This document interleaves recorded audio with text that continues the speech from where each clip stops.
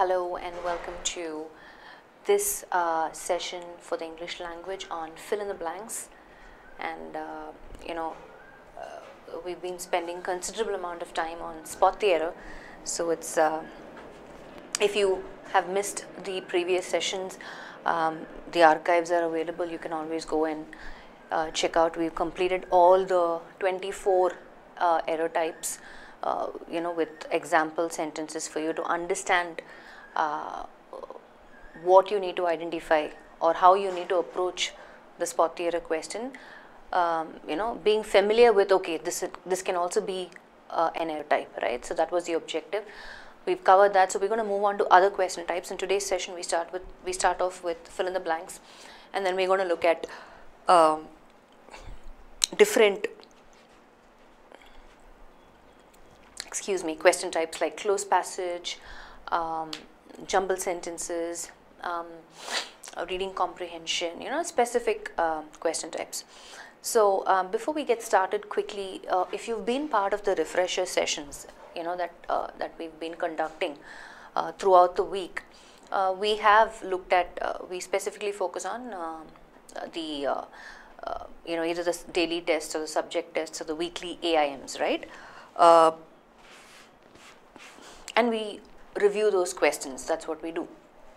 So in that process, we have obviously looked at fill in the blanks also as one of the question types, and we understand there are certain strategies. In fact, if you're not familiar with them, I would advise you to go and check the video library in the English language for fill in the blanks, right? So the introduction will give you an idea of what are all the possible strategies that you can be aware of, so that you can apply that, and that's the approach you should take for fill in the blanks. So let's do a quick recap of those strategies, right? We always say that I always say that fill in the blanks is one of the question types that I will attempt first, because there is a context to help me, there is a context to direct me. I can fall back on the context because I can get some clues from the context. So context clues is one approach, right? One way of identifying the right answer option. Another approach that I can take for fill in the blanks is to focus on words before and after the blank. Why? Because I will have some associated words, otherwise called as collocations, right? I have some set expressions, set phrases, which I know, people use repeatedly for different situations, right? Widely accepted, strong feeling, healthy diet, right? So these are all collocations because I know people use them repeatedly. So when I pay attention to words before and after the blank, I can identify those collocations, and that will help me identify the right answer option, right? So that is one approach or strategy. Another approach or strategy would be whether the context is giving me a positive or a negative meaning, right? Excuse me, I don't know why I'm yawning so much. So whether the context is giving me a positive or a negative meaning, and this will again help me eliminate the wrong answer options, right? So if the context is giving me a positive meaning, predominantly I will need those sort of options from my answer choices, right? So I'll have to also, again, there will be some hint words that will help me identify those, identify that meaning from the context. Yeah, so we have all of these strategies, we're aware of it, and this is the same thing we're going to apply. Yes, vocabulary, as in understanding some, words would also be helpful, in the sense if you have, if you have good vocabulary, right? If you are familiar with a lot of meanings of words, then that will be to your advantage, because sometimes because we don't know the meaning of certain words from the answer options, we might end up not choosing the right answer. That's a possibility, very, very much, right? Some guesswork we'll do and we'll just choose some option. So keeping this as a background, right, we know, okay, this is the approach we need to take for fill in the blanks. And as in how we kind of attempt the questions, you learn more in terms of constantly applying these strategies. Yeah, so let's get started. Whoever's here, maybe some of them will join us a little later. So hi, Bitud and Anil, we can get started. So going forward, at least for this month, just to let you know that we'll have these sessions at 2 o'clock. This is the time that we'll have it. Yeah. And sometimes the sessions for your quant and reasoning might happen in the morning at about 11 o'clock, if I'm not wrong, because your current affairs sessions happen at 11 o'clock on Tuesdays today.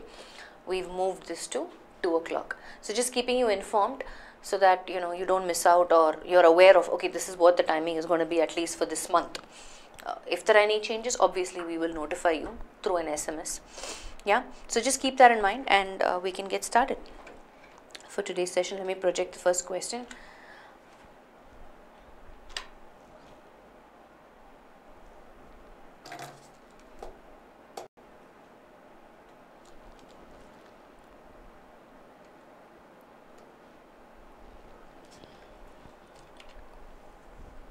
So this is our first question. It says, professionals focus their dash on fulfilling their responsibilities and achieving results, not on dash a particular image.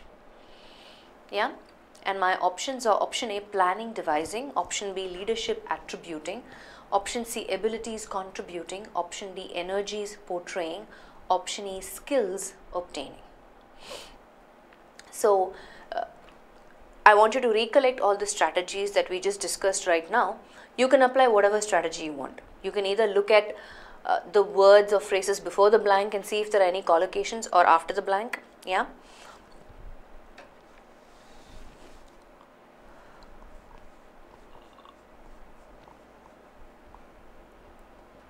Understand context meaning and try and figure out the answer option,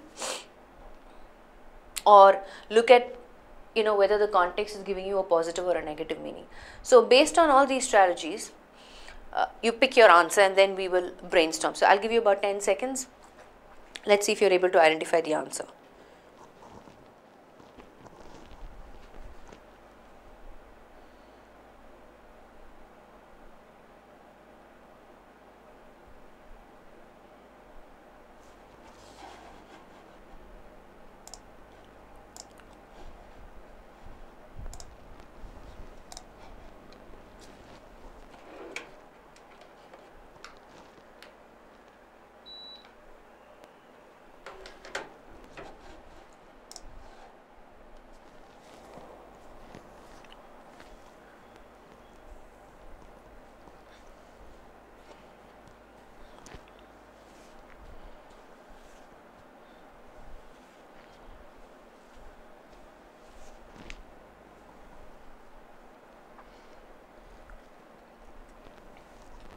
So having looked at the question, right, let's see what are our clues.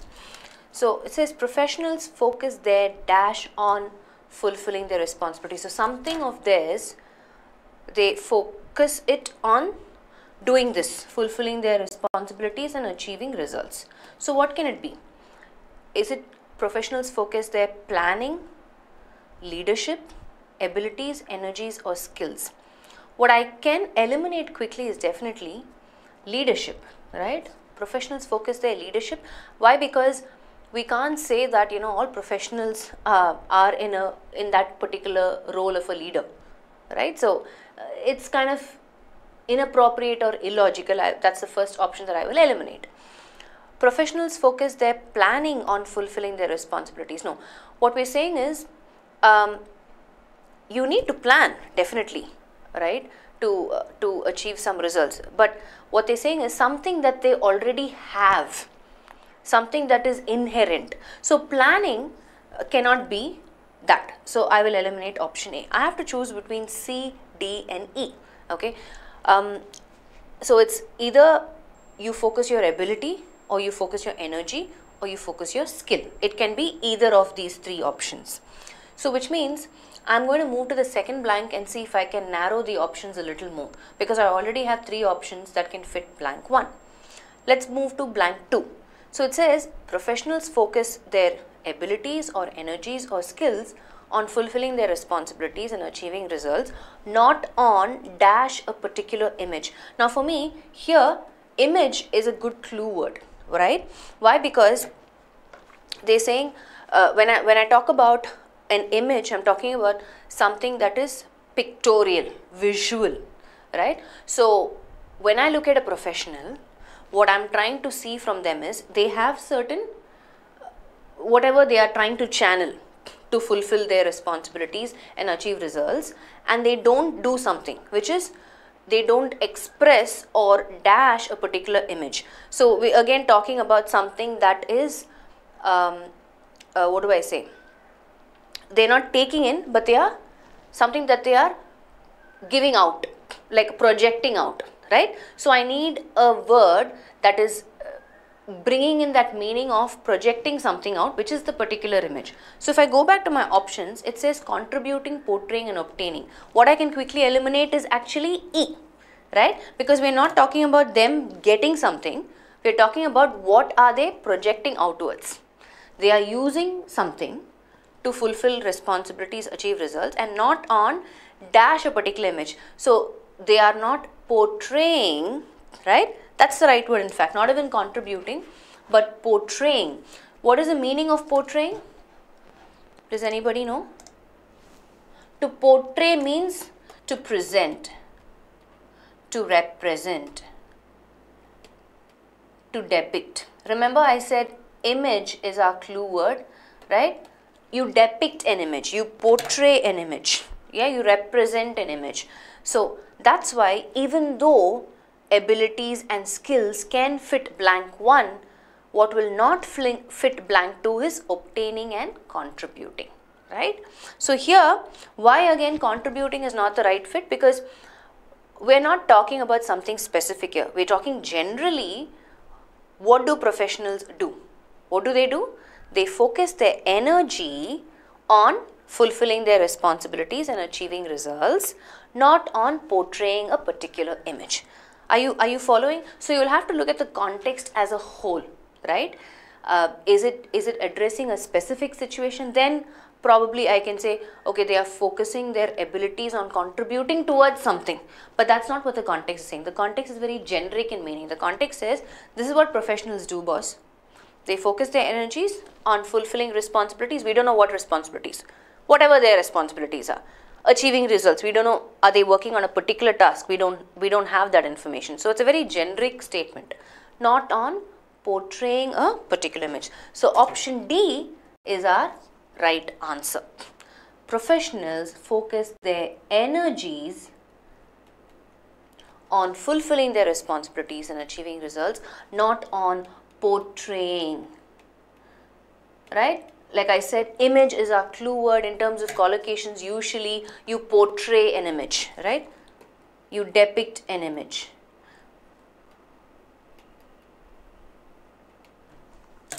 Are you with me? So it's okay if you didn't get that right, no problem, right? Because most of us, the mistake that we make is we only focus on one blank.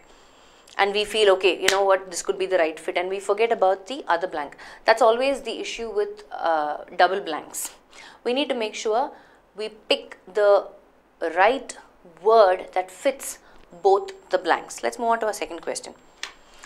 Patriotism is the last refuge of a scoundrel, says Johnson. In the modern world, where the cunning, selfish people dash and the hard-working, conscientious people dash, the quotation holds good. So this seems like a pretty complicated sentence reading it, right? There could be a lot of words that maybe you are not understanding or following in the context, like conscientious, right? Scoundrel can be another word. But otherwise everything else is pretty simple. Cunning, selfish, quotation. Yeah, patriotism, you know, somebody who's very patriotic. Yeah. So having said that, what do you think is the answer? So let's understand these words that might, you know, block or hinder our comprehension of the context, our understanding of the context. Who's a scoundrel? A scoundrel is a dishonest person, unscrupulous person, like a rogue.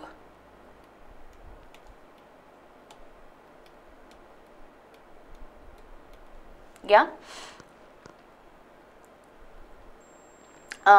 What is the meaning of conscientious? Any idea?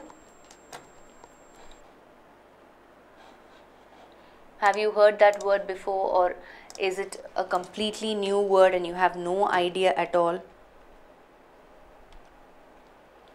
Can you try and figure out the meaning of the word from the context?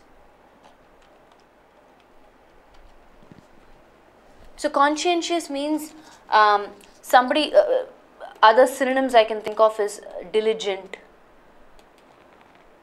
dedicated, somebody who's very careful, meticulous. These are all synonyms for conscientious. So basically we're saying someone who likes to do their work or duty thoroughly, very attentive, hardworking, right? These are all synonyms of conscientious. So we have an idea of the words. So if you look at the context, patriotism is the last refuge of a scoundrel, says Johnson. That's a statement made by this person called Johnson. And then there is another statement expanding on that. In the modern world, where the cunning, selfish people dash and the hardworking, conscientious people dash, the quotation holds good. So we have two sets of people here, which is cunning, selfish people, meaning people who obviously, are only thinking about themselves. They really don't care about anybody else. And then we have another group of people who are the hardworking, conscientious people, right? So the quotation holds good. Which quotation? This quotation, patriotism is the last refuge of a scoundrel. So let's understand this quotation first then. What does it mean? What does this quotation mean? So basically what they're saying is, think of politicians or people in power, right? They always use patriotism as an excuse to do whatever and get away with it, right? Usually something immoral, illegal, and they get away with it, right? So the scoundrels' use of the phrase, right, is their defense. So somebody who's trying to pursue them and catch them in their act of wrongdoing, they will try and escape. So patriotism is the last refuge of a scoundrel, meaning he will get away with whatever wrong that he is doing, pointing fingers at patriotism, right? Because they are in that power, they hold that authority, they are in that position. They use patriotism as an excuse to do whatever they want to do. Okay, so now we understood the quotation. So now let's apply this understanding of this quotation in the context. Let's go back to the context. So it says, in the modern world, where the cunning, selfish people, obviously they are doing well, right? Now I can relate these politicians to the cunning, selfish people. They are cunning. Why? Because they are using patriotism as an excuse to do whatever they want to do. Which means the first blank needs a positive word, something. They are doing well, the cunning, selfish people. Why? Because they are using patriotism as an excuse. Yeah. And then the hardworking, conscientious people are obviously not doing very well, right? So I need two words that are contradicting each other. So let's get that understanding first. So this is a very, if you don't understand the quotation, if you don't follow the words in the context, it's very difficult for you to identify the answer choice. Now that you have an idea, right, I've given you the understanding of the context. I have told you what sort of words we want. Now let's look at our options and see if you're able to identify what can be the option that will fit meaningfully in this context. Option A, dominate, suppress. Option B, thrive, suffer. Option C, enjoy, mutilate. Option D, empower, subjected. Option E, harass, abdicate. So, what do you think is the answer? Again, we can quickly eliminate wrong answer choices also, unrelated words given the context. So, for example, I will first eliminate option E. Why? Because abdicate is nothing but, what do I say, retire, as in renouncing your position, or your renouncing one's throne if you're a king or whatever. So it's almost like retiring or quit, yeah, step down. That's not the meaning that we need here in the context. So I will eliminate option E. And harass though also we know, which is not the right one here, because we need a positive word in the first blank, right? Harass is subjecting to aggressive pressure or intimidation. So we don't need those words, out. D, the cunning selfish people empower somebody, right? But again, I can't use that in the blank because it says the cunning selfish people do something and the hardworking conscientious people do something, as in that's how they are, right? Something, I need a word that talks about a state of existence. How are they, right? So which means option D cannot fit the blank, and likewise is option C, right? Because they enjoy what? And mutilate again is an inappropriate word in option C, right? What is the meaning of mutilate? Mutilated means disfigure, no? Unrelated word.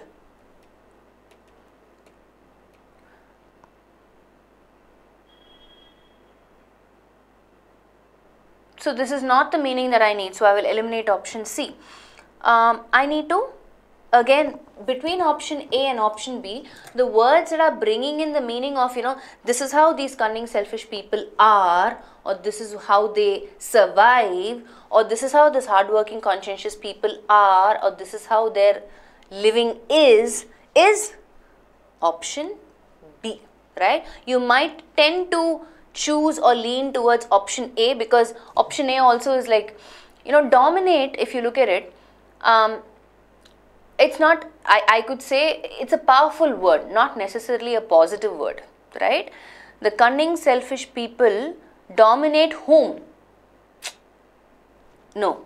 So there is no, it's just like enjoy what or empower whom, right? So it's not the right fit here, but the right fit is option B.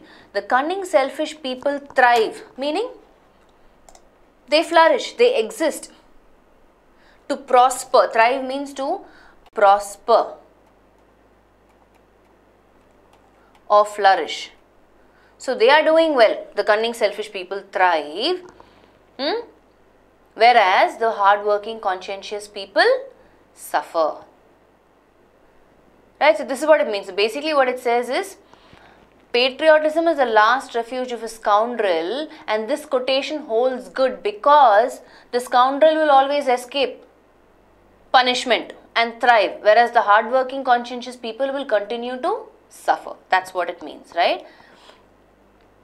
Okay, and that's why option B would be our answer. Slightly, I would say, this is of a higher level. Fill in the blanks. It's not an easy one. Basically, what I'm trying to say is slightly advanced level. The difficulty level is a little high because there are just too many things that you need to understand. And intentionally, we're looking at such context sentences, just to make sure we know how to approach these sort of fill in the blank questions. Yeah. So the answer is option B. So let me just put that down as a sentence so you will understand.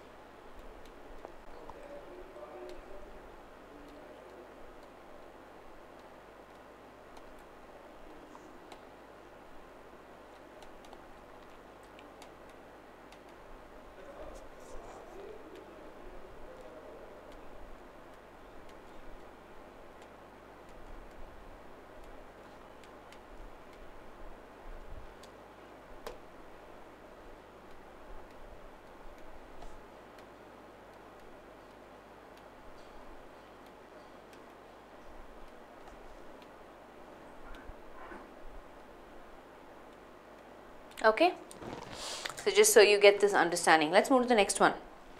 So patriotism is the last refuge of a scoundrel. This quotation holds good because the scoundrel will always escape wrath, meaning punishment, and thrive, flourish, prosper, whereas the hardworking, conscientious people will continue to suffer.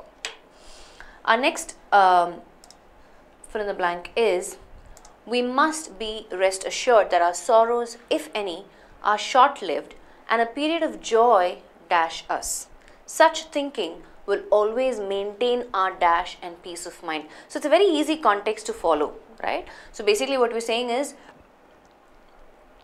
if we are going through any difficult phase, or if we are going through any pain or sorrow, we need to believe that whatever phase, this particular difficult phase or painful phase that we are in is short-lived, meaning it's temporary, it's not going to last forever, it's not permanent, and that a period of joy dash us, meaning it's going to come upon us. Yeah? This will also pass, and then we will have, just like, you know, when there is good, there is bad. When there is sorrow, there is happiness. Have you heard people say, you know, they'll say, you know, sometimes, you know, I laughed a lot, I think I'm going to cry later on during the day, or, you know, because I cried a lot, I went through a really painful thing, I know that, you know, this is only temporary, it's not going to last forever, and I'm going to have some good days ahead, right? So same meaning.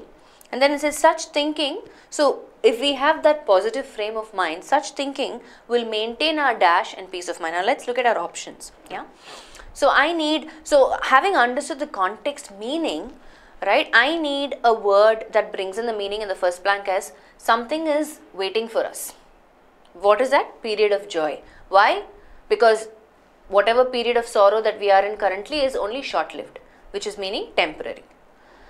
Then such thinking will always maintain our dash and peace of mind. So keep in mind, I have the hint word and synonym hint word, and then I have peace of mind. So something that complements this, right? Something almost like a synonym to this is what I'm looking for in blank 2. Now tell me what would be your choices. Option A says begets dream, B befits body, C bemoans skills, D merits life, E awaits equipoise.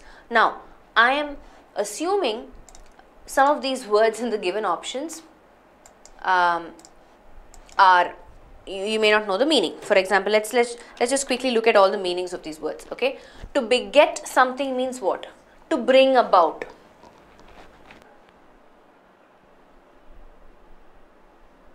Something that generates, something that creates, right? So I'm just going to quickly write down the meanings of these words. Create, something that generates,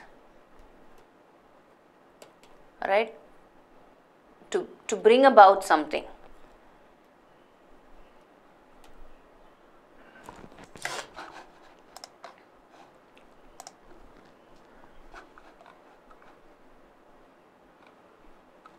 So just to give it a meaning to this word, poverty begets hunger, meaning poverty brings about hunger, and you know, when you are hungry for days, what can you possibly end up doing? You might steal some food, right? You might harm somebody because you want some money out of them. So hunger in turn can beget or bring about crime, right? This is a good example of this word begets. Poverty begets hunger and hunger begets crime. So as a result of poverty, what happens is hunger is a resultant action of that, right? That is what is generated. And because people are hungry for so long, going without food, they lose their mind, they lose their senses, they don't know what to do, you know, they just want to survive. So they will end up doing something illegal, immoral, and that is nothing but crime. Yeah. What about befits? Means something that is fitting, that I know. Dream, body, I know. What is bemoans? What is the meaning of bemoan? Have you heard of that word? Bemoan. Bemoan means, just take the example of this word moaning, right? Moaning means to complain. express sadness about something. Yeah. So, for example, students can bemoan the constant changing of exam dates, for example, right? Which means you have a complaint about that. Why are they always changing the dates of the examinations? Why can't they just keep it fixed? Yeah. So something that you complain or something that you're expressing sadness about something. So bemoans means to complain. Let's put it like that. Yeah. What are the words you don't know? Equipoise. What is the meaning of equipoise? I'm guessing that's another word that you probably have no idea about. So equipoise means a situation where everything is balanced.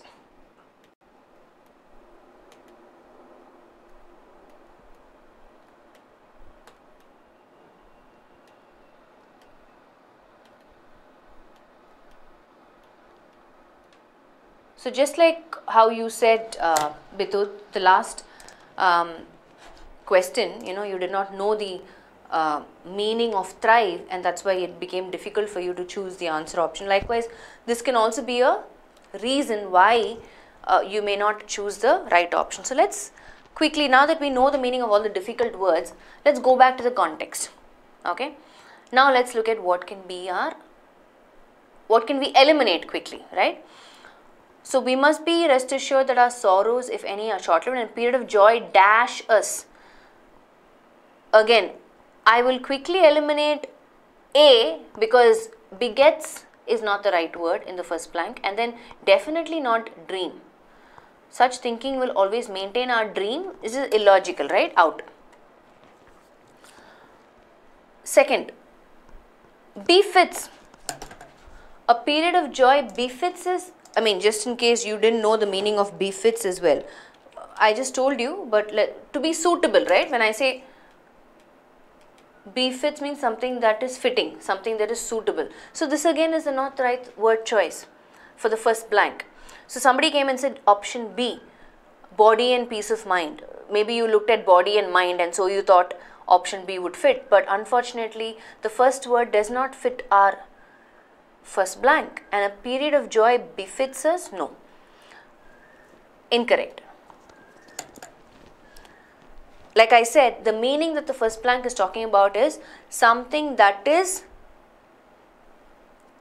waiting for you, because this period of joy is only short-lived. So don't worry, you have good times ahead, right? Bemoans, it can't be bemoans us, complaining us, no, incorrect. So I can eliminate option C. Option D, period of joy merits is incorrect again. But a period of joy awaits us is correct, right? Await meaning waiting. Awaits us meaning, that's the meaning of await, right? What's the meaning of await? To await means to wait for or be waiting for something. So the period of joy is waiting for us. Don't worry, boss, your sorrows are only short-lived. There is a period of joy awaiting you, waiting for you. That's the right word, and such thinking will always maintain our equipoise, matlab our balance and peace of mind. So if you see, that's why I said choose a word that is complementing peace of mind, right? When will I have peace of mind? Like if I have work-life, personal and work-life balanced, I have peace of mind, right? If I am able to spend enough time with my family and I'm also able to finish work given the time that is there, I am at peace. I am able to function in a balanced way, right? So that's the right word choice. E, option E. We must be rest assured that our sorrows, if any, are short-lived and a period of joy awaits us. Such thinking will always maintain our equipoise, our balance and peace of mind. Okay, that's our answer, option E. So here again I'm guessing, mostly why we tend to choose wrong answer options is vocabulary is a big challenge. We don't know the meaning of a lot of words. So just randomly we just choose some words. So which means one of the things that you constantly need to keep working on is your expanding your vocabulary, right? I need to know the meaning of as many words as possible. And One way in which we have provided you that platform or opportunity to do that is the words of the day. Are you guys taking active part in the words of the day? There are 10 words that you get to learn on a daily basis. Not just know their meanings, understand how it appears in example sentences. What are the synonyms? What are the antonyms? And there's a quiz at the end of it for you to test if you really understood the meaning of those words or not, right? Just 10-15 minutes on a daily basis, if you can spend, you get to learn 10 new words. And imagine over a period of time, right? Even if you take 30 days, you've learned 300 words, which is good. And if you continue this process for a year or so, or even for 3 months or 6 months, whatever period for which you have taken the course for, it is still good enough, right? So please, if you are not part of that, do that. Start from today. If you haven't been taking the words of the day quiz, I would encourage you to do that. Yeah. So it's going to be helpful for you in question types like this, where you don't get stuck and choose the wrong answer options. Let's move on. When you are living with your dash values and principles, you can be straightforward, honest, and dash. This again, the context is, your biggest help. Why? Because you have and, which is a synonym hint word, which means I have to choose a word which has the same meaning as straightforward and honest for my blank 2, and for my blank 1, I'm looking at values after the blank, right? So I can pick any of the given words from the options which is usually or normally associated with values. So let's look at our options for blank 1. I have core, inherited, innate, cultural, and inborn. And for blank 2, I have straightforward and honest. I have to choose a word that has the same meaning as straightforward and honest. Upfront, distinct, durable, perceptive, and vehement. So I'm guessing the only word that you probably will have difficulty with understanding, or the new and unfamiliar word for you, would be vehement, if I'm not wrong. Yeah? And I think there could be a possible spelling error there, because I don't know any word called vehement. I know a word called vehement. So I'm guessing this is that. It's a typo error. That's what I'm guessing. And vehement means forceful, showing very strong feeling, passionate, intense. Okay. So there you go. Now that you have an idea, some of you have come back and said option A, which is absolutely correct, right? Core values is a collocation. And a word that is in meaning, is in line with straightforward and honest is upfront. Somebody who's upfront is someone who is honest, someone who is straightforward, someone who doesn't beat around the bush. Yeah. So this is a relatively easy one as compared to the previous questions that we looked at, and that is our answer. That's about it, right? Any other words that you probably don't know the meaning? What about innate? Are you familiar with the word innate? I-N-N-A-T-E.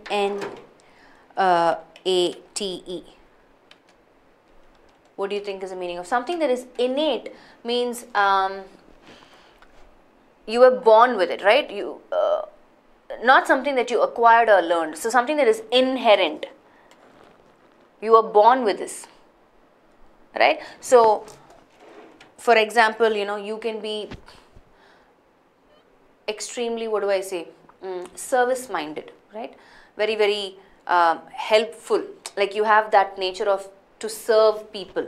That's something that you can be born with. Nobody can teach you. I mean, of course, you can learn to serve people depending on the profession that you choose, right? But what I'm saying is, it is a natural tendency or an ability or an inherent quality that you're born with, right? So that's the meaning of innate.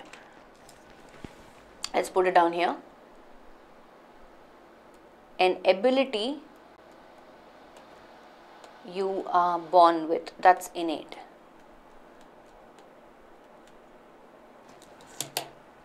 So I think everything else, yeah. So another good example of innate can be, not that all humans are, innately evil. Like, we are not born with the tendency or the ability to hurt people or harm people. It's just that it's more of a reaction to how people treat us, right? Or it's based on life's experiences, what we've gone through, right? Pain, loss, hurt can cause us to want to harm people or turn evil, right? So humans are not innately evil, as in they're not born evil. Yeah, that's a good example of innate.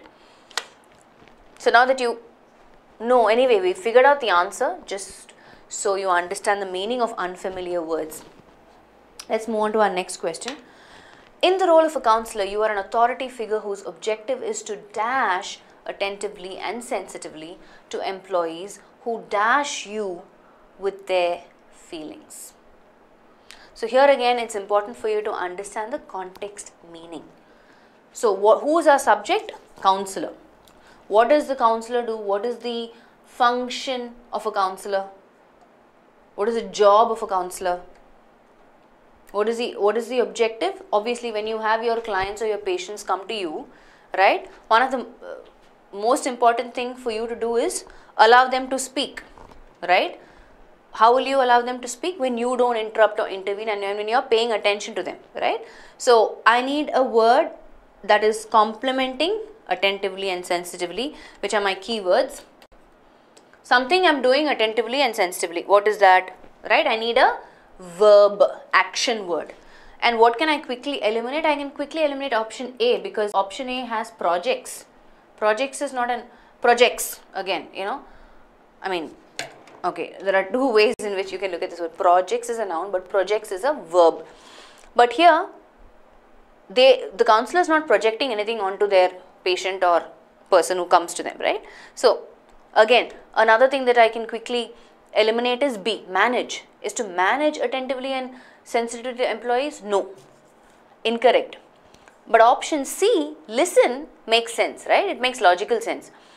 One of the objectives of a counselor is, boss, to give your ear to them, so you will be able to listen to them attentively and sensitive. In fact, listen attentively is a collocation. But let's look at our other two options, which is concentrate and consider. Here, concentrate, I feel, is very redundant in meaning. Yes, you have to concentrate on what your patient is telling, but concentrate attentively is just too superfluous in meaning. When I say superfluous, it's repetitive in meaning. Concentrate itself means listen carefully, listen attentively, focus your attention on them, right? So concentrate attentively is just not sitting right. It's superfluous in meaning. For that reason, I will eliminate option D. And option E, consider. What is there to consider? First you have to listen to what they have to say. Then you can consider and weigh the options, right? So that's not the right word again.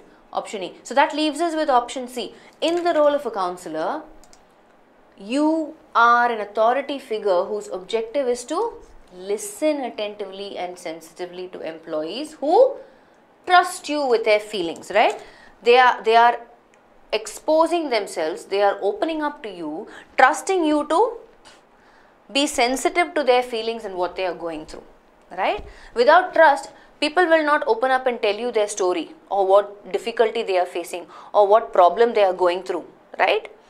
So the right answer is option C, trust you with their feelings. And even if you look at the other options, right, for the second blank, who focus you with their feelings, direct you with their feelings, explain you with their feelings, you know, is something that you can quickly eliminate. Even if you're confused with blank 1, go to blank 2 and see what are the words that will not fit in this.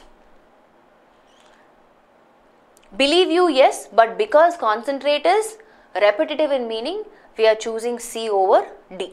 Got it? So Anil, you would be correct in option C. That is our answer. Let's move to the next question. There are no words in the options that are very difficult, right? All of them are simple words. The next one, if a junior executive neglects his professional development and dash education, he can easily and quickly become obsolete in a world changing at dash rates.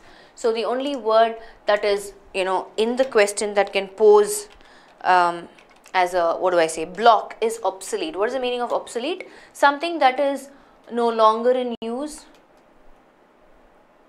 out of date, Yeah. So what they're saying is, if this junior executive neglects his professional development and some education, I need a adjective describing the education, he can easily and quickly become obsolete, meaning whatever the skills that he learns may not be appropriate to the current times, right? So the time and the energy that he has taken to invest in developing those skills, he may not be even able to put it in use, because it's already, people have already moved on, they've developed more advanced technologies or whatever. In a world changing at dash rates. So what are my options? For option 1, I have management, higher, better, continuing, value. Please understand, there could be more than 1 or 2 collocations associated with education, but is that the right collocation given the context? That's another thing that you constantly need to look at, right? Just because higher education is a collocation, I've heard people say that, doesn't mean that's the right fit in the context. I need to go back and see what is the meaning that I need for blank 1.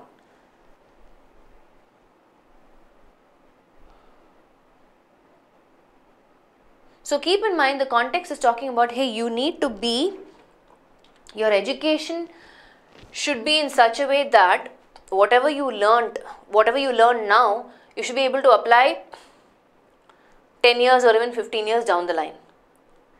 Which means you just can't stop with learning here, right? You have to continuously keep learning. That's when you will be up to date. Henna. Now go back and look at the options and decide and tell me which can be the right answer option.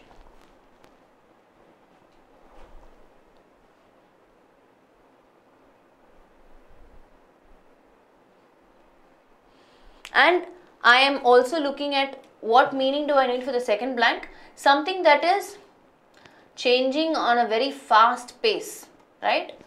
The world that is going in such speed. I need a word that brings in this meaning, fast pace, speed. For my second blank, these are I'm giving you clues. Voluminous, vulnerable, supreme, dizzying, profound. Out of these 5 words, what will you choose which has the same meaning as fast pace or speed?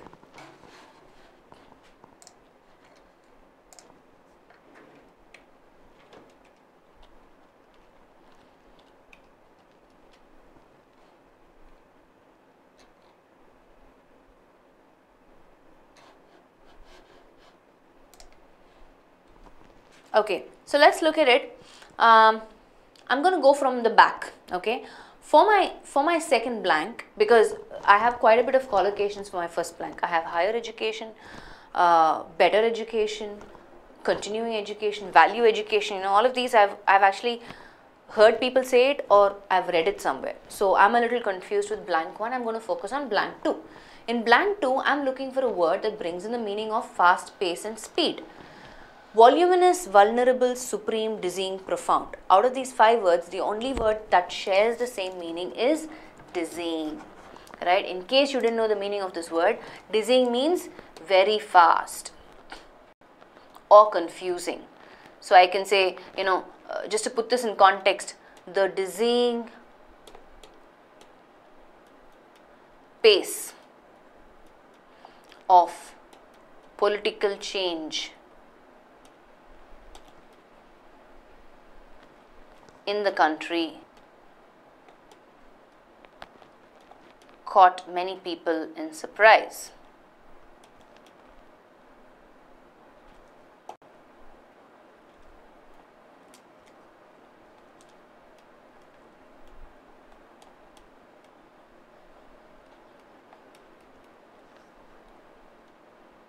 Yeah?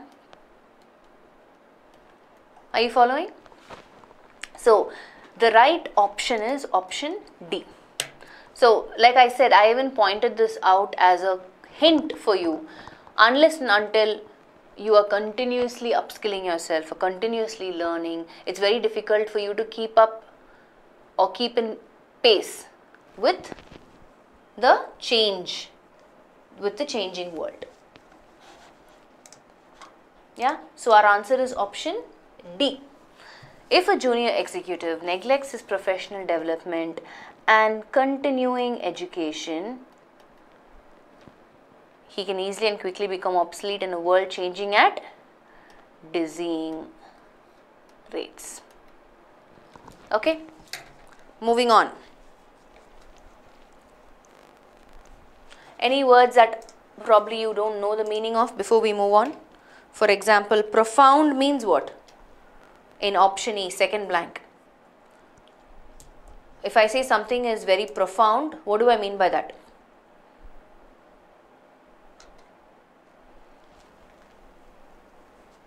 Something that is felt or experienced strongly, right? That is being profound.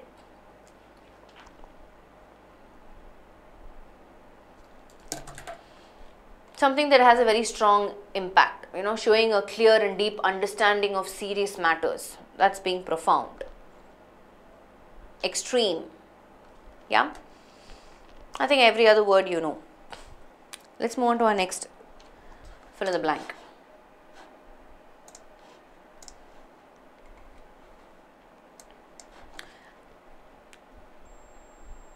Harassment is just plain dash. There is never a valid reason or a good dash for it.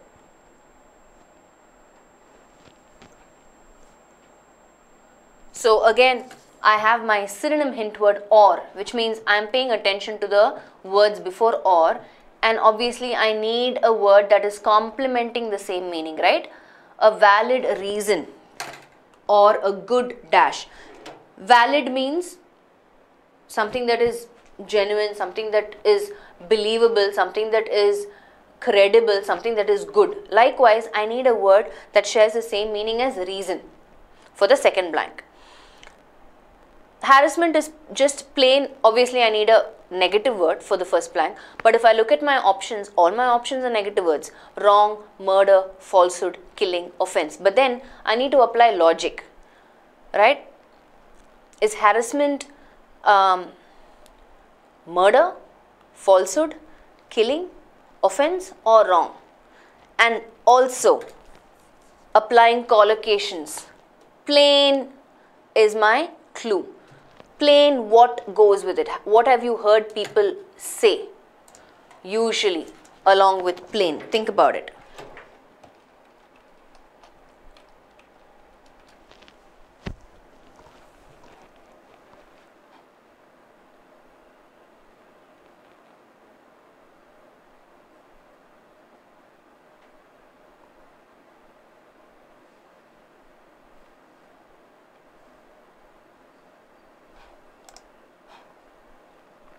So if you haven't still figured it out, this is just plain wrong, right? This is the collocation in fact, and a good word to complement reason is excuse, not command, not remedy, not strategy, not magic. And that's why our answer option is A. Harassment is just plain wrong. There is never a valid reason or a good excuse, right? So why am I saying excuse is the word? Obviously, right? So if you're late to work and if your boss, you walk into office and your boss is like, you better have a good reason. You better have a, you better have a valid reason, or you better have a good excuse why you're late. It's the same meaning. Yeah? Got it? So that's our answer option for this one. Option A. We're going to move forward. Man is dash, he likes to know how things work. The search for understanding is dash in its own right.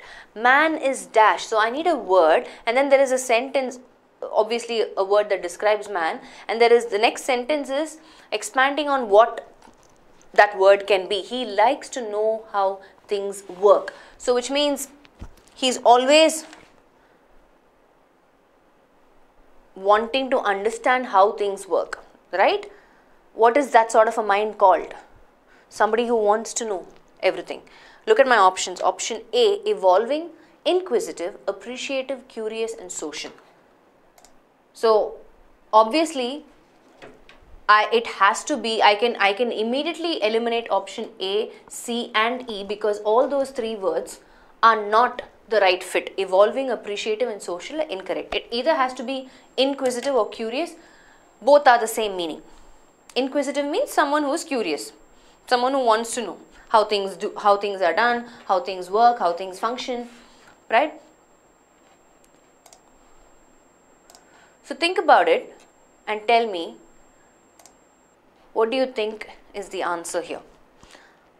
Is it inquisitive or curious? It can be both, which means we'll have to focus on the second blank. The second blank says, the search for understanding is dash in its own right. So we need to choose between prophetic or philosophical.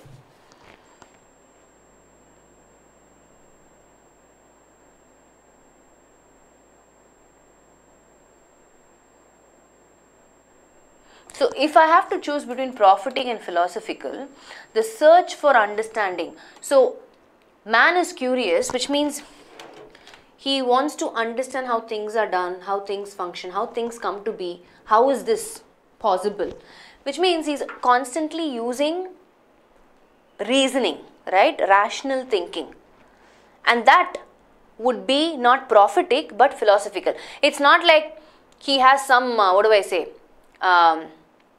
gifting of knowing how things are done. He is using his own reasoning to understand how things are done, right? Or he depends on another person's reasoning. So somebody explains to him, boss, this is how this functions, this is how it is made, this is how this process works, this is how this methodology we will implement, right? So it's always based on logical reasoning, and that is philosophical, not prophetic. So the answer is option D, right? Rational, logical. Are you following, guys? So it sounds complicated, but it's actually not.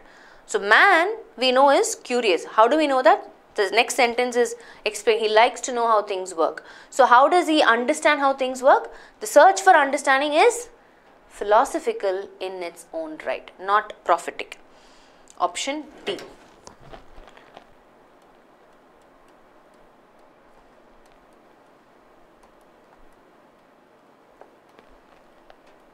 Yeah? Perfect. So far I think you're kind of trying to understand how we are approaching these sort of question types, how we are looking at it, you know, and if you look at it, if you recollect, the strategies that we are applying are pretty much the same, right? We are either focusing on the context, understanding the context meaning, or applying collocations, paying attention to words before and after the blank, or we are looking at whether it's giving a positive meaning or negative meaning, eliminating wrong answer options, right? Pretty much these are the three strategies that we are revolving around. And like I said, yes, knowledge of new and unfamiliar words will definitely be an advantage. That's why we have to constantly expand our vocabulary. Let's look at our next question. Leadership is one of the world's oldest dash. The understanding of leadership has figured strongly in the dash for knowledge.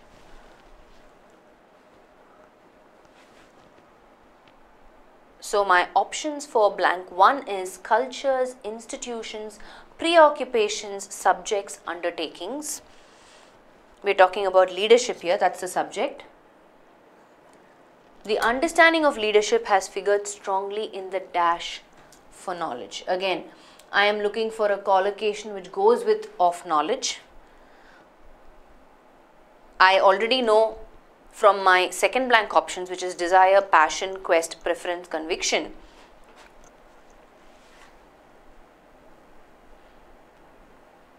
It is either desire or quest. I can, based on that very fact, I can eliminate B, D and E, right? I've heard people say quest for knowledge or desire for knowledge. That's the most commonly used phrase. However, I have narrowed my options based on that, and I have to choose between cultures and preoccupations.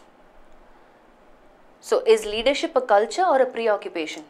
What is leadership actually? If I have to define leadership, what will I say leadership is? Maybe that will help us choose our option, right? Leadership is nothing but the action of leading a group of people. right? The ability to lead people. So you're occupied doing that, right? So it's not a culture, it's a preoccupation, right? So if you apply logical reasoning, you know that the answer has to be option 3, C. Leadership is one of the world's oldest preoccupations. The understanding of leadership is figured strongly in the quest for knowledge. Quest means search for knowledge. Are you getting it? So these sort of fill in the blanks, if you're finding it challenging, which I believe the only reason you will find it difficult or challenging is because you're not familiar with the context, you're not following meaning of the context, right? Those are possibly the reasons why you would find such contexts for fill in the blanks difficult or challenging.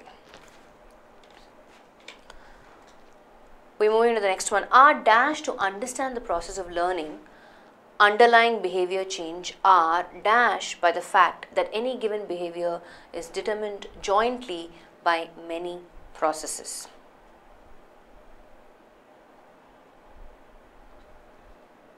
So are something that we're trying to do to understand the process of learning, underlying behavior change are dashed by the fact that any given behavior is determined jointly by many processes. So any given behavior is determined jointly by many processes, meaning there are just too many processes involved that determines someone's behavior. If Sylvia is behaving in a particular way, there could be a lot of processes involved that. So each of us as individuals are very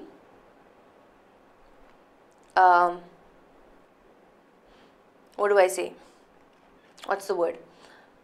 Not just unique, but also intricate, in the sense there's a lot of things that make who we are.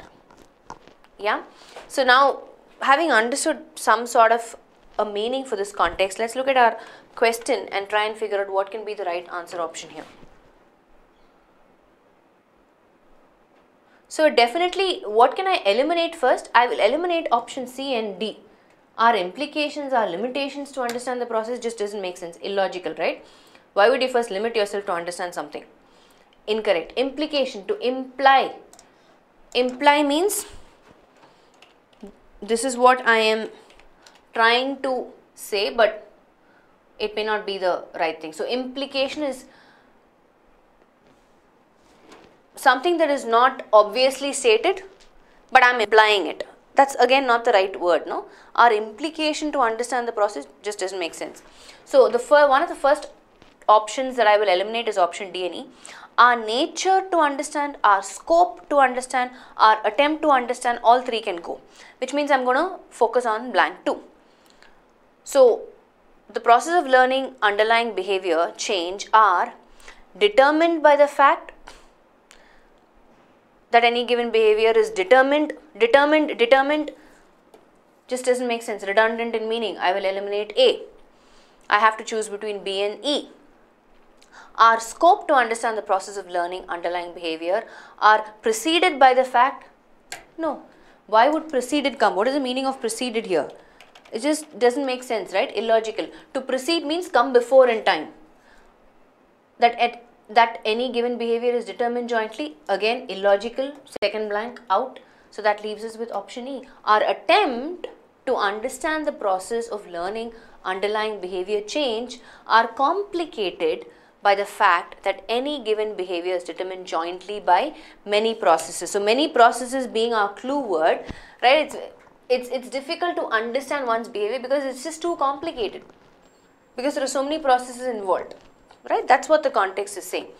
So we need to understand the context in its whole, in its entirety, and that can be one of the reasons why you may not even be able to identify the right answer option. However, we have eliminated wrong options based on logic, right?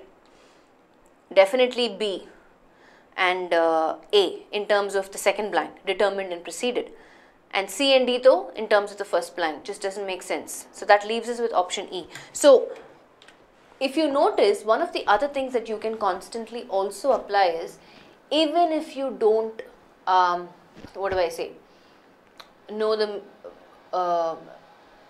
options, if you're confused between the options, just go back and keep looking at the context. For example, we eliminated option A, determined, because in the second blank again it says behavior change are determined by the fact that any given behavior is determined jointly, redundant in meaning, right? You can eliminate based on that. So we are also using other elements in terms of elimination, right? Something is superfluous in meaning, eliminate. We did that earlier also. Remember, we said instead of picking concentrate attentively because it's redundant in meaning, we picked to listen attentively, which is more logical. Yeah. So these are some things. On the way I said we learn something, this is one of the things, which is to remove or eliminate wrong answer options based on superfluous meaning or redundant meaning. Yeah. Okay, so we're going to move on to a couple of more questions, but if you have any questions at this time, I'd like to take it. Are you able to follow? Do you understand that these sort of questions are slightly more complex or complicated, or the difficulty level is higher than what you would normally get, right, in an SSC exam or SSC CGL, yeah, or your RRB exams? SBI PO, you can expect to get such questions, definitely.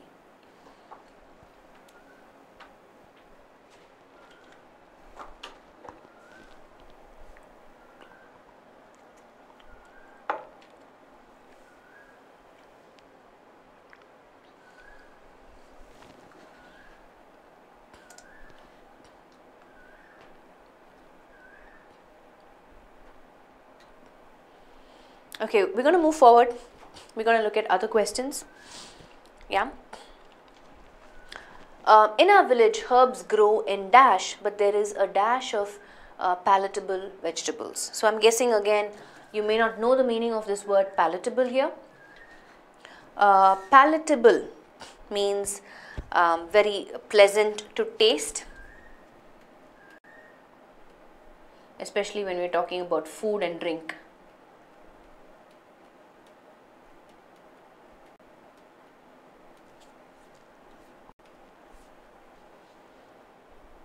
Yeah, something that is tasty, appetizing, that's what you refer to as palatable. Okay, so in our village, herbs grow in dash, but there is a dash of palatable vegetables. So the context is saying herbs grow in whatever, and then I have the antonym hint word, but there is a dash of palatable vegetables. So which means the first blank needs a positive word and the second blank is saying but there is a dash of palatable vegetables, meaning I don't really get tasty vegetables, I don't really get juicy vegetables, I don't get vegetables that are good, right? So I need a positive word, blank 1, negative word, blank 2, because of that antonym hint word but. Now let's look at our options. Option A, abundance, dearth. Option B, luxury, gang. Option C, seasons, drought. Option D, magnitude, lot, and then none of the above. So according to you, what do you think can be the answer?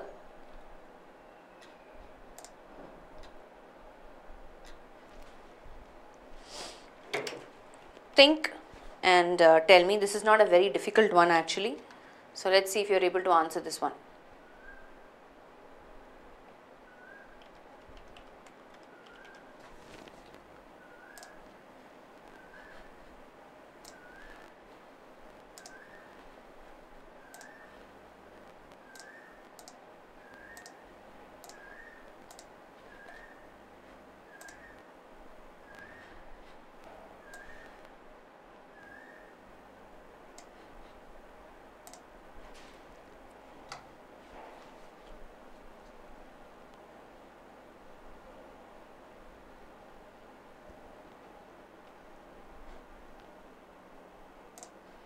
Were you able to identify the answer?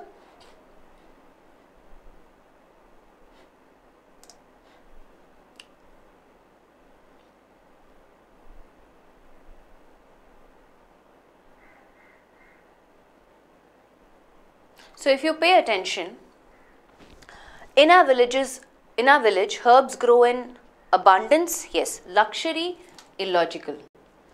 Seasons, maybe. Magnitude, yes. Right? But if I look at my second option, it says, but there is a dearth of palatable vegetables. There is a drought. No, that's not the right word. There is a gang. Already we've eliminated option B. And there is a lot. No, I need antonym words, right? Words that are opposite meaning to each other. So that leaves us with option A. In our village, herbs grow in abundance. So though they are growing in large numbers, there is a dearth, meaning there is a scarcity, there is less number of tasty vegetables. Okay, that's the one. Not a very difficult one, in fact. Let's look at the next one. He tried to pass the dash money at the bank as if it were dash. He tried to pass the dash money at the bank as if it were dash. Again, I need words for the blank that are opposite in meaning, right? He tried to pass some money. I need a word describing whatever money this is at the bank as if it were. So think of, visualize this situation, okay? You have the money in your hand. Obviously, if you're trying to pass it off as if it was something genuine, something credible, so which means the money that you have is probably bogus money, right? Fake money. And the option that gives me that is definitely, see, stolen can go, collected may not be the right fit. Collected money doesn't bring out the right meaning, right? It can either be bogus, stolen or dishonest, which means I have to narrow my options. Let's look at blank 2. At the bank as if it were, I need negative word. I need positive word, sorry, for second blank, right? So I will eliminate option B because option B has illegitimate and we're talking about money here. So incorrect, inappropriate word choice. Counterfeit again is, what is the meaning of counterfeit? Is it a positive or a negative word? Counterfeit is fake money, right? This again is negative, but I need a positive word in my blank 2, which leaves me with option A. He tried to pass the bogus money as if at the bank as if it were genuine. This makes sense, right? Easy context again, if you ask me. Let's look at the next one. I am not a dash, I am a dash. I am not a dash, I am a dash. Now this is slightly complicated because if you're not familiar with the background of this phrase, you may not end up getting the answer at all, right? In fact, this is a quote by a famous actress.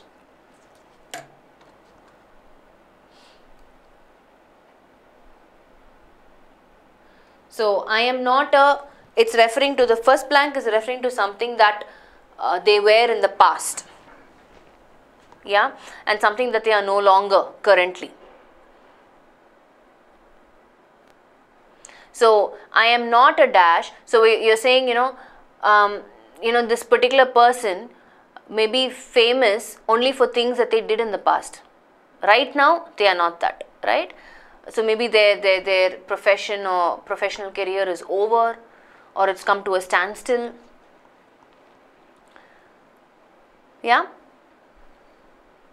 So this particular actress, if you know the history, she came up with this phrase saying, I am not a dash, as in whatever I have been, that's not who that defines me. I'm going to change the way people look at me or perceive me or think of me as, and I am a something in the future. Let me project to them what I can actually be, right? So she's saying, don't judge me by my past actions. Watch out, because I'm going to be excellent or I'm going to be great in the future, right? So putting that same thinking in the context, this is what she said. I am not a, and we're talking about a singular person obviously, so it has to be not have been or had been, because I am not a, she's connecting the past to the present. So she's saying, don't judge me now based on what I did in the past. Watch out, my future is going to be completely different. So which means I need a present perfect tense which is addressing actions that happened sometime in the past and bearing relevance to the present, and then moving on to the future. So if I look at my options, have been is something that I will eliminate quickly because we're talking about a singular person. That doesn't make sense. Had been is past perfect tense that has no relevance or bearing to the present. I will eliminate B. Was been again is incorrect. So that leaves us with D. I am not a has been. I am a will be. Right? I get it if you don't get this answer at all because there's a lot of background to it. There's a lot of history to it. But imagine, you know, what we have to be faced with in the exam with such sentences. So you and I are not spared. They expect us to have read a lot, to know a lot, irrespective of whatever field it is, right? Now, this is obviously movie field, cinematic field, and this is like a Hollywood old, you know, famous actress. So if you are not familiar with that, you will be wondering what sort of a question is this. It's bizarre, right? Let's look at the next one. When he was ridiculed, he was dashed, but he regained his dash very soon. So here, I already, when I'm reading the sentence only, I have a, you know, collocation in mind. You regain once, I know what that is. I'm going to see if that is available here as an option. So I'm looking at my options. Option A says happy, friendship, worried little, chagrined, composure, lost, nothing. So when he was ridiculed means made fun of, which means when somebody makes fun of you, you're not going to be happy. Yeah? And lost is a little vague, no? It's neither here nor there. You have to have some sort of a reaction. So A is definitely out. D is very vague. Out of worried and chagrined. What's the meaning of chagrined? Anybody knows? Is that a new word for you? Chagrined. Have you heard that word before?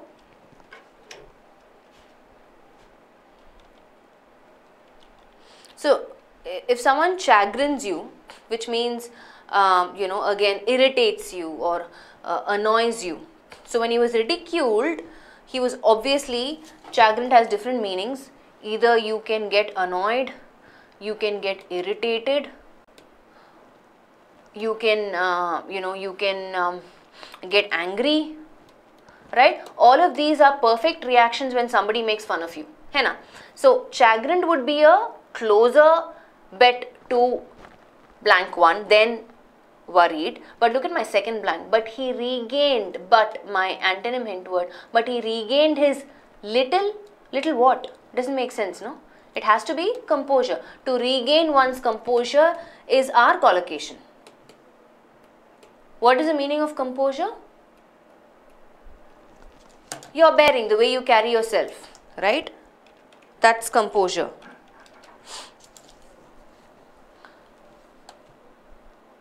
State of being calm and in control of yourself, right? That's to regain. So that makes sense. When he was ridiculed, he was chagrined, but he regained his composure very soon. Moving on. She is dash in needlework, but dash in arranging the wares. Again, I have an antonym hint word but. So I need to pick words that are contradictory in meaning to each other. Option A, distressful, attractive. Option B, abominable, humane. C, outlandish, urban. D, dexterous, clumsy. So here we're talking about what? Needlework, which is a skill, right? It talks about someone's aptitude to stitch properly. So having that as your background, there could be illogical words in our options. See, for example, A, distressful. Distressful addresses an emotion. Why would she be distressful in needlework? Illogical, right? I can eliminate that. Abominable means again what? Abominable. Abominable is somebody you detest, hate, right? Again, we're talking about emotions here. Just doesn't make sense. Why would she be hateful in needlework or abominable or obnoxious, right? These are the synonyms of this word. Doesn't make sense. Outlandish. What's the meaning of outlandish? So it's good that you know all these words. If you don't know these words, you could be in trouble. Outlandish is, unfamiliar, something that is weird. So why would she be weird in needlework? That again doesn't make sense. But since we are referring to a skill here, dexterous means what? Skillful. Right? So she is dexterous in needlework but clumsy. Opposite in meaning. Clumsy means clumsy in arranging the wares. What is the meaning of clumsy? Somebody who is clumsy is someone who is awkward, especially in movement. Right? So somebody says, hey Sylvia, pass me that pen. By the time I pass the pen, I drop the pen 2 times. I'm being clumsy in my movement. I just can't hold the pen and just hand it over to them. That's being clumsy. Right? Or so clumsy in either movement or handling things. Awkward in movement or handling things. That's clumsy. So she is skillful in needlework but clumsy in arranging the wares. The next one, the American society is said to be dash, whereas Indian society is dash. Again, I have my antonym hint word whereas, right? I'm looking at my 2 blanks. I need words that are contradictory in meaning. Let's quickly look at it. Option A, active, impassive. Option B, licentious, liberal. Option C, permissive, restrictive. Option D, offline, wayward. Active, I know. Impassive means somebody who is not feeling or showing emotion. An unrelated word given the context, right? Why would I even need this word? This doesn't make sense. Out. Licentious means, what is the meaning of licentious? Any idea?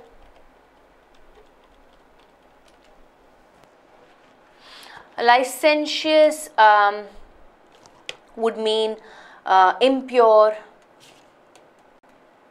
sinful, wicked, corrupt, indecent, right? Is this the word that we need in the context? The American society is said to be not really all of this, right? Whereas Indian society is liberal, Indian society is definitely not liberal. So I can eliminate option B. Option C, the American society is said to be permissive. Permissive means a little, they're okay with certain things. Right? There is a lot of freedom of behavior and expression. So there, if you go to the beach, people will just be in their, inners. But here, it's considered, we don't accept that as a society. You just can't go to the beach with, just your shorts, and the ladies just can't wear their bikini and go to the beach, right? So their permissive means they're more free in terms of their behavior, freedom of speech, freedom of behavior. So that's permissive. And obviously Indian society is restricted. That makes sense, right? But what about offline and wayward? Wayward, that could be another word that you have no idea about. Wayward means difficult to control or predict. Headstrong, stubborn, rebellious. This is definitely not the words that describe the Indian society, so I can eliminate option D as well, and that leaves us with option C, which is our right answer. The American society is said to be permissive, whereas Indian society is restrictive. So there's a lot of antonym hint words in the context which is helping us figure out that we need words that are contradictory in meaning, but, whereas, rather. Let's look at the next one. I dash him because of his dash behavior. Here again, I need words that are complementing each other, right? It can either be positive or negative in meaning. Let's look at our options. A, I congratulate him because of his gory behavior. Gory means gory, in fact. I think that's how you pronounce it. I mean, when I think of gory, I think of the words, the gory details. So maybe I saw an accident on the road, and then I go and start explaining it to my friend, and my friend is like, you know what, please don't give me all the gory details. Meaning, I don't want to know how much blood was shed, where and all that person, which body parts, so that is being a little gory, you being something that is very gruesome or something that is extremely violent. Yeah, so I congratulate him because of his gory behavior doesn't make sense, right? So we just said we need both the words that are complementing each other. I will eliminate option A. Option B, I hate him because of his hasty behavior. Now, hasty, in fact, is not a bad thing, because hasty means that you're just in a hurry or fast, you're trying to do something, in speed, right, in full speed, whatever. So that doesn't really sit right with the context explaining this person's behavior. And hating him for someone being hasty, there could be various reasons why this person is in a hurry. So that just doesn't make sense. Option B, out. Option C, I admit him because of his stupid behavior, again is illogical, right? He's behaving stupid, why would you admit him? Contradictory in meaning. I need words that complement each other. I detest him because of his supercilious behavior. Detest him again means hate. But what is the meaning of supercilious? Maybe that's a word that you have no idea about. Supercilious means somebody who thinks superior of themselves, right? Like a snob. Somebody who is extremely proud. Somebody who is very arrogant, haughty. These are all synonyms of supercilious. Arrogant, haughty. So I detest him because of his supercilious behavior, meaning he thinks too superior of himself. Yeah, conceited. These are all synonyms for this word supercilious. And that's our answer. I detest him because of his supercilious behavior. What's the next one? The news about the bank dash through the financial market into a dash. So, through the financial market into a dash. So, it's almost like I hear something about the bank, the news of the bank. Obviously, I hear something negative, which has the resultant action is the financial market has gone into some sort of a problem. Let's look at our options. A, fraud, account, cheating, safety for blank 1. So, obviously, I need a negative word for blank 1. What will I quickly eliminate immediately is obviously, safety, right? And also account doesn't make sense. The news about the bank account, something negative about the bank, that is what has caused this sort of a reaction, and not just so and so, having a bank account or bank safety again is a positive word, so that cannot be the case at all, something that I can quickly eliminate, right? So it has to be between cheating and fraud. The news about the bank cheating or the news about the bank fraud through the financial market into a confidence is incorrect, right? How can the bank, something negative, throw the financial market into a confidence? Doesn't make sense, illogical, inappropriate word choice. Turmoil, on the other hand, is our right option, right? Turmoil means some sort of a confusion, some sort of an uncertainty.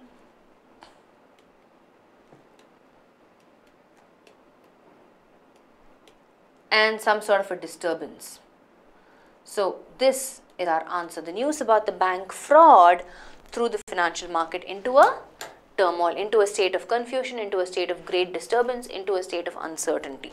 That's our answer. It is better to suffer pain and dash under your own rule than relative dash under somebody else's. So I need a word for the first blank which complements pain because of the synonym hint word and.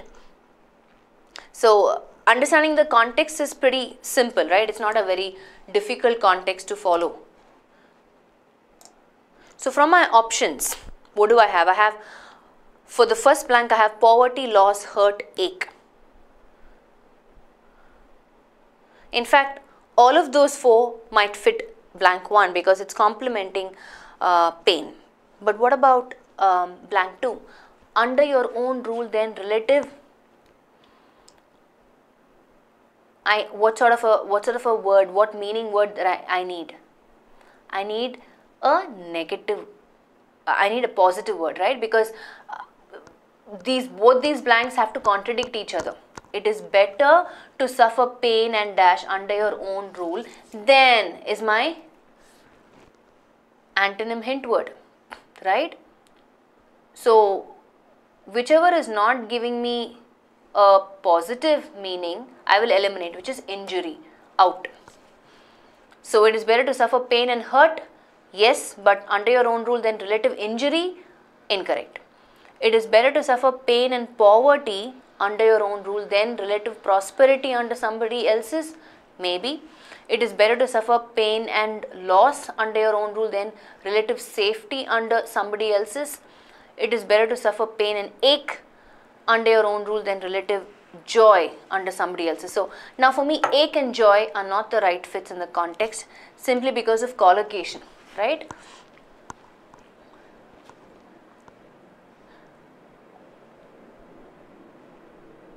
So if I have to choose between A and B, what would I choose? So basically what they are saying is, you suffer pain and under your own rule, if you are not able to make ends meet, it's okay. Make ends meet matlab poverty, poor. Then be relatively happy or prosperous under somebody else's, which is prosperity. So option A would be a better fit as compared to option B. It is better to suffer pain and poverty under your own rule than relative prosperity under somebody else's.